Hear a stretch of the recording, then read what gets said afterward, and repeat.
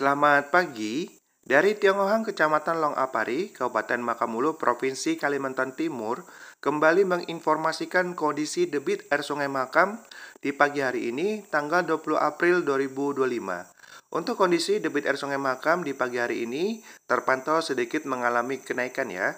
Di sini terlihat kondisi Sungai Makam nampak sangat keruh di pagi hari ini. Meskipun begitu, keadaan ini masih dalam kategori normal ya. Di sini juga terlihat pinggiran sungai Makamnya sangat terlihat dengan jelas ya. Karangan bebatuan di pinggiran sungai dan di tengah sungai pun di pagi hari ini nampak terlihat dengan jelas. Untuk kondisi cuaca di pagi hari ini ya ini sangat cerah sekali.